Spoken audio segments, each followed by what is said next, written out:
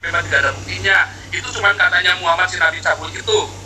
Oke, saya terima. Lagi-lagi Anda menghina. Oh, saya nggak menghina Muhammad memang cabul, Pak. Itu memang fakta. Menghina Bapak gimana sih?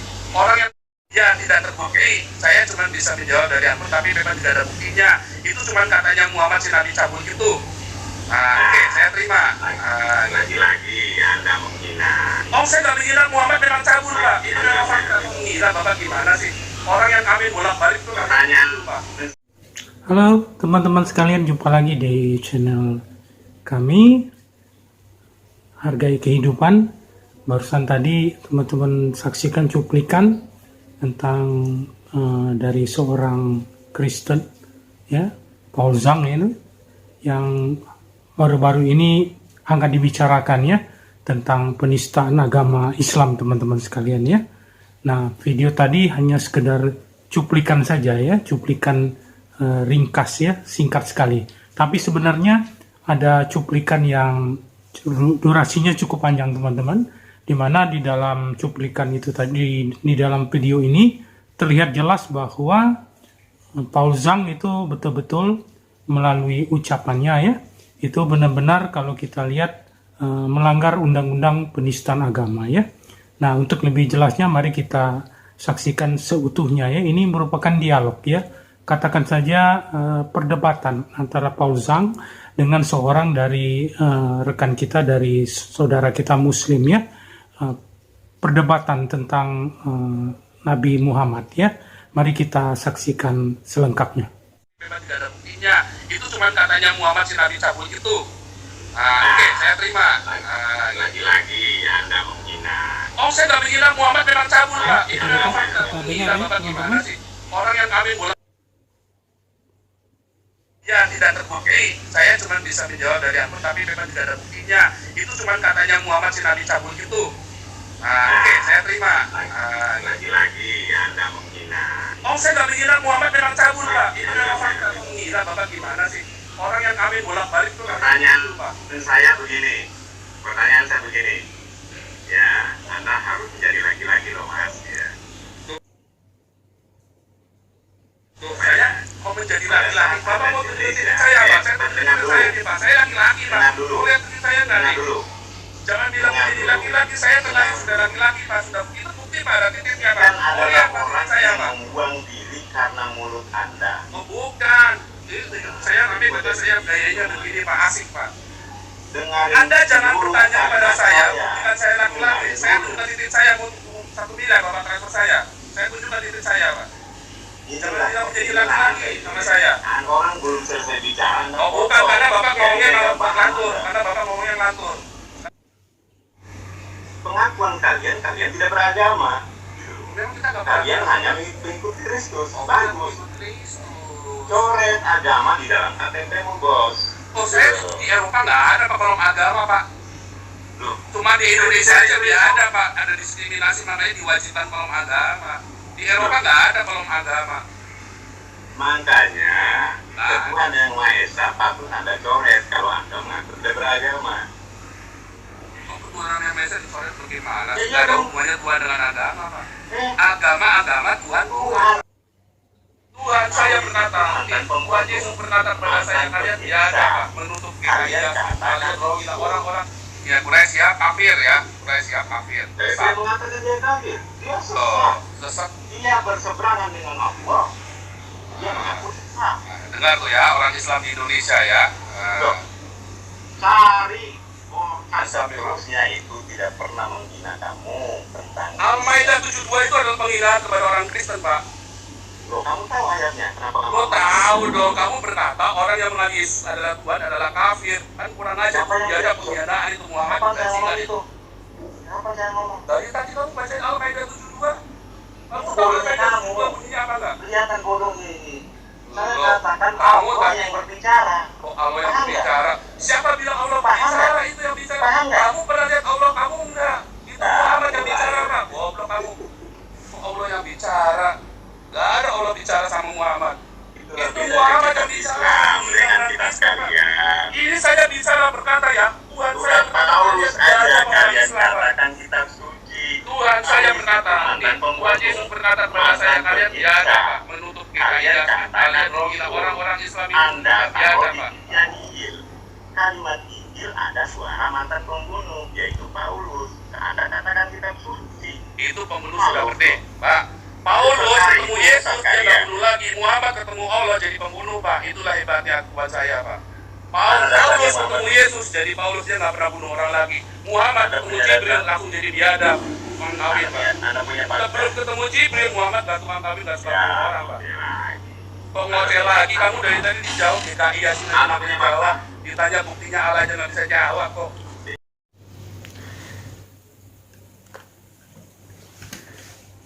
Nah, teman-teman, itu tadi perdebatan antara Paul Zhang dengan salah seorang saudara kita dari Muslim ya, perdebatan tentang Nabi Muhammad ya. Nah, tapi kalau kita lihat video ini merupakan salah satu dari video Paul Zhang sedang berdebat ya. Mungkin ini dalam acara live ya. Tapi sebenarnya bukan ini yang menyebabkan bahwa Paul Zhang dilaporkan ya. Nah, sebenarnya ada kejadian khusus ya. Paul Zhang membuat tantangan ya bagi siapa saja yang bisa melaporkannya di lima katakannya tempat laporan di kepolisian di Indonesia. Dia memberi tantangan akan memberi hadiah 1 juta. Nah, gara-gara kasus inilah terjadi, maka saudara-saudara kita Muslim kemungkinan melaporkan Paul Zhang ke pihak kepolisian. Sebenarnya kalau Paul Zhang tidak membuat suatu sayembara, kemungkinan kasus ini tidak mencuat keluar ya. Nah, mari kita lihat ya video berikutnya, video dari Paul Zhang sendiri memberi tantangan kepada teman-teman kita dari Muslim sehingga kasus Paul Zhang ini terangkat ya dan dijadikan kasus hukum ya. Mari kita saksikan video berikutnya. Ya, ini ada bilang di suatu negara, ya negara Eropa ini rata-rata mengizinkan LGBT dan kumpul kebo, bahkan ada kontrak kumpul kebo itu ada kontraknya. Ya, apakah itu ada yang dirugikan ketika ada yang jadi LGBT itu? Apakah Anda yang ada yang dirugikan ketika tetangga Anda LGBT atau kumpul kebo? Ada nggak yang dirugikan? Tapi kalau Anda jadi Islam, ada nggak yang dirugikan? Banyak. Ketika Anda jadi Islam, yang dirugikan itu yang bukan Islam. Karena memang Islam ini bangsa dan biadab. Puasa saja bikin susah kita, ya kan? Kamu nggak makan aja, bikin susah kita yang makan, gitu loh. Kita disuruh nggak makan juga, kan bangsa biadab. Tapi coba kalau tetanggamu LGBT, kamu itu adalah bulan-bulan yang paling tidak nyaman. Apalagi kalau dekat-dekat Idul Fitri, orang mau dung breng, salimi, pergi ke pasar, dung breng, Allahu Akbar. Wah, itu tuh udah paling mengerikan ya tuh. Itu horor banget ya. Gue nggak berani ngomong pakai MKC dilaporin. Gue kasih sayembara, gue udah bikin videonya, cuman kok nanti dikira saya sombong lagi ya kan. Saya udah bikin videonya tantangan loh, ini sama si Nanda, sama Amil Alkoti, sama Ani Christian. Yang bisa laporin gua ke polisi, gua kasih uang loh. Gua kasih uang. Yang bisa laporin gua ke polisi penistaan agama, nih gua nih Nabi ke-26, Joseph Paul Zhang, yang meluruskan kesesatan ajaran Nabi ke-25 dan kecabulannya yang maha cabulullah. Ya, kalau Anda bisa bikin laporan polisinya atas nama penistaan agama, gua kasih lo 1 laporan 1 juta, maksimum 5 laporan. Nah, supaya jangan bilang gua ngibul kan, jadi kan 5 juta, bahkan 3 kan kasih 5 nih di wilayah Polres yang berbeda, ya. Saya kasih 1 laporan 1 juta, jadi 5 laporan 5 juta, gua kasih lo, ya. Nah, itu tadi teman-teman video yang berisikan tentang Paul Zhang membuat tantangannya kepada rekan-rekan kita dari Muslim untuk melaporkan dia ke pihak kepolisian dan dia memberi hadiah 1 laporan 1 juta. Nah, peristiwa inilah yang memancing kaum Muslim, rekan-rekan kita yang Muslim untuk melaporkan Paul Zhang ini. Seandainya ini tidak didengungkan oleh Paul Zhang, kemungkinan kasus ini tidak mencuat ya. Tapi gara-gara video tadi ya, maka Paul Zhang dilaporkan ke pihak kepolisian, maka dijadikan kasus hukum ya teman-teman. Nah, Di samping itu ada juga reaksi dari rekan-rekan Kristen lainnya tentang masalah kasus Paul Zhang ini ya, tentang penistaan agama ini. Ini berbicara tentang undang-undang penistaan agama. Nah, bagaimana reaksi daripada salah satu rekan Kristen juga tentang kasus yang sedang hangat dibicarakan ini, yaitu kasus Paul Zhang ini ya. Mari kita saksikan berikutnya ya, tentang reaksi dari rekan kita dari Kristen tentang kasus hukum yang menjerat Paul Zhang ini tentang undang-undang penistaan agama ya. Mari kita saksikan video berikutnya.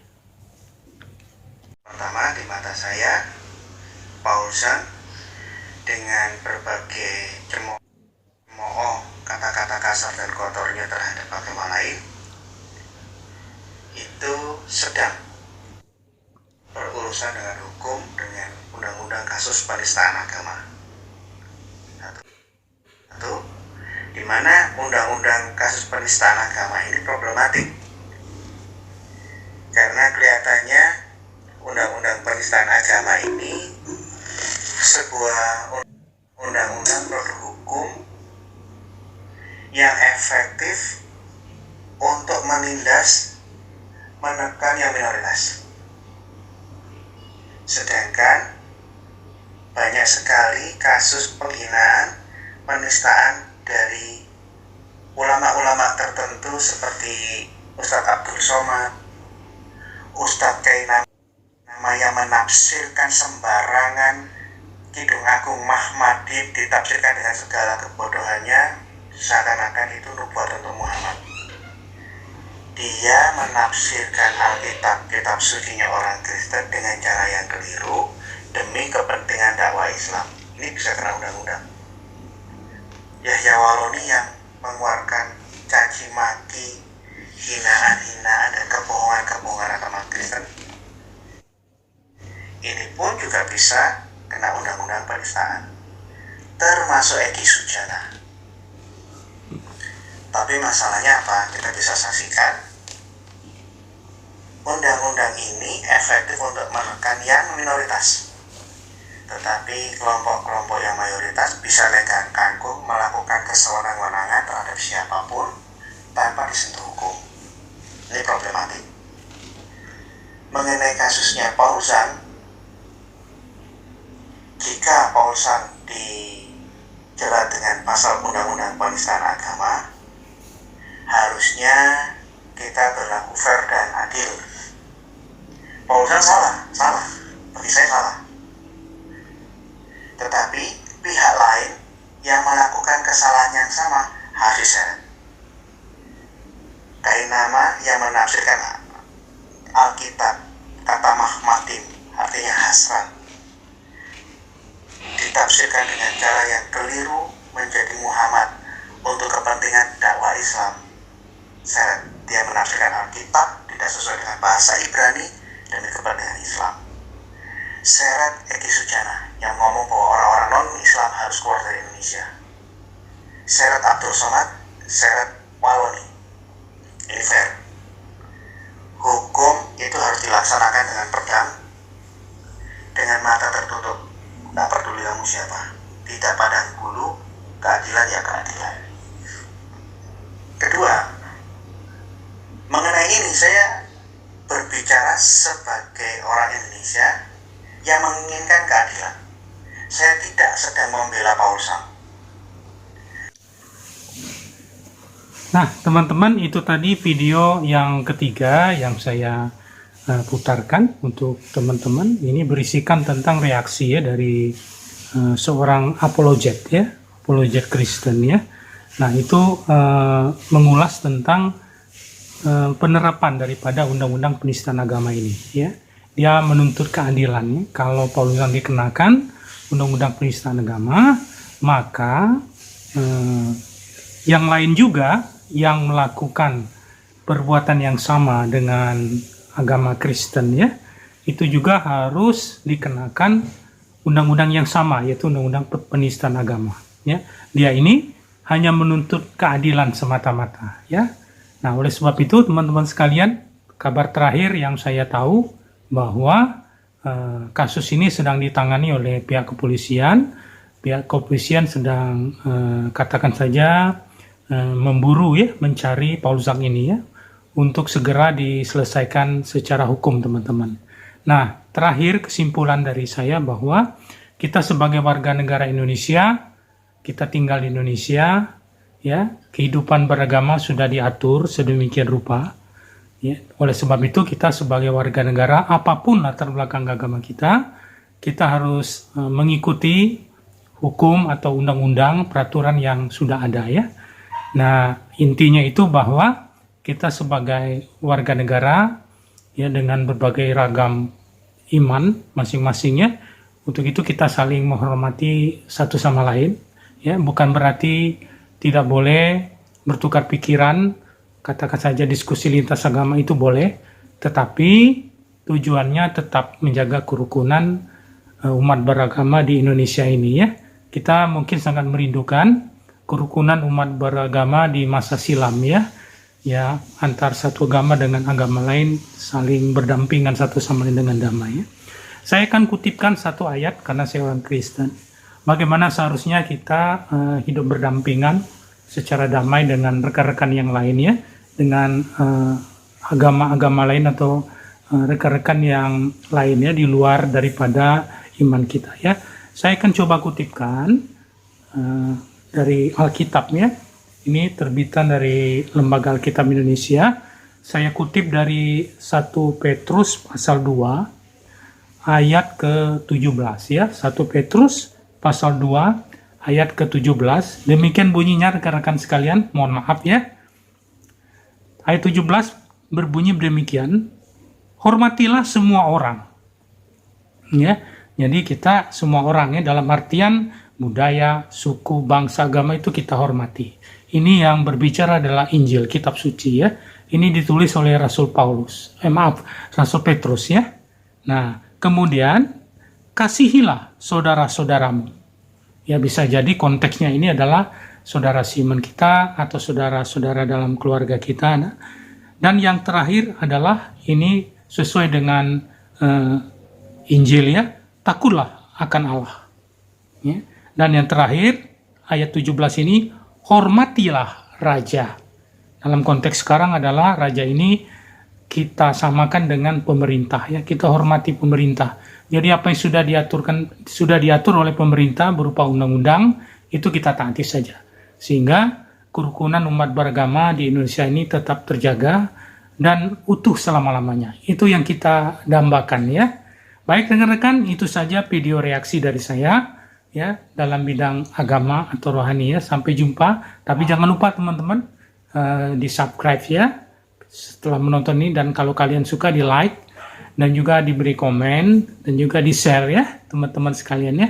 Baik, sampai jumpa di video saya berikutnya. Dadah.